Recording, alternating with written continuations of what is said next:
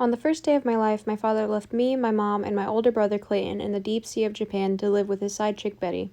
She lived all the way in Hawaii, so I knew I would probably never see him again.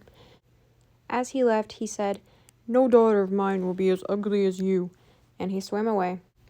On the second day of my life, my mother comforted me and told me that I was beautiful. I knew she was lying. She told me that I wasn't alone and that I had some older siblings that were the same age as my older brother that were spread across the ocean. They lived all the way from New Zealand to Australia. They were about 3 years older than me, since that's how long the frilled shark pregnancy lasts up to. My older brother Clayton was always mean to me. He'd call me names like blobfish and ugly, and he'd tell me I spelled fishy. When my brother told me a story one night before bed about what light was, I found myself inspired to leave my home and visit the light someday. I told my mother about my idea, and she smiled and said, "You should follow your dreams." Clayton overheard the conversation and laughed, saying, "Ha ha ha, you're too ugly to ever leave the deep sea." I brushed him off and fell asleep, feeling more confident than ever. I would be the first ever frilled shark to live by the light. Marine life far and wide would know my name, Faye. I know, it sounds crazy, me trying to live by the light, but don't doubt me for a second. I'm cooler than you think. The species I belong to, frilled sharks, have been swimming in the depths of the ocean for 80 million years, since the time of the dinosaurs. Because of this, we are known as living fossils to others. Not only did we survive the mass extinction of dinosaurs, but we have also been adapting to our surroundings for all of those years. Using the skills that have been passed down to me, I have no doubt that my dream to live by the light will become a reality soon. I finally decided it was time to leave the nest at the age of 4, as most other sharks do. I hugged my mother goodbye, kicked my brother in his gonads, and set off on the start of my very long, crazy adventure. I had been on my own for almost 3 days, and I felt great.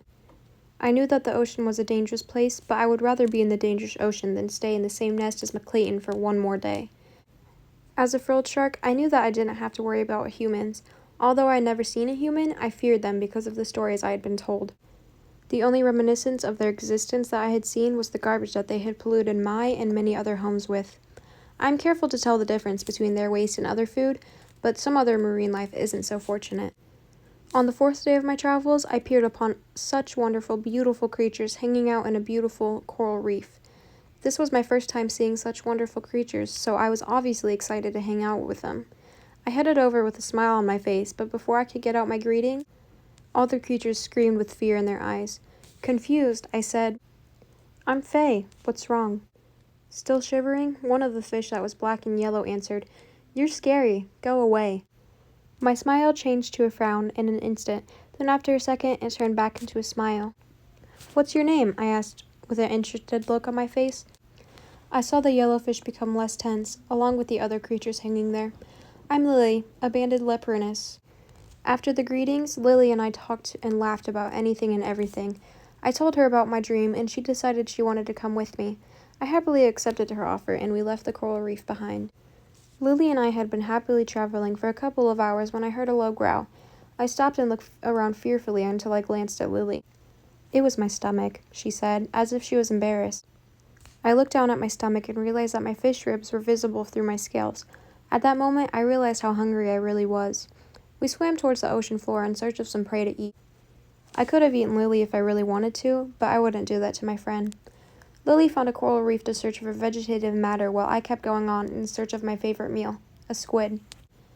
My search wasn't long since I could see through any camouflage. I saw a tan squid blending in with the sand not too far from the reef where I left Lily, and without a warning, I pounced on the squid and ate it in one bite. I thought I could faintly hear it yell, "Monster," from my stomach, but it was probably just my imagination. Being full, I met back up with Lily and we went for the last run of our journey towards the light. When we had passed the area where I'd eaten the tan squid, I saw what I thought was a mirror, but I soon realized it was actually another frilled shark. Me and the frilled shark saw each other at almost the same time, both of us with a look of hope in our eyes.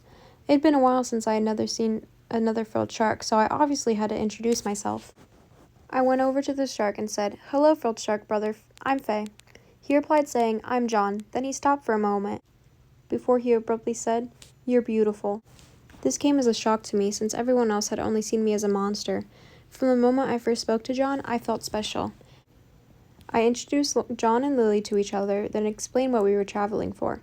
Throughout my whole explanation, I could overhear Lily yawning.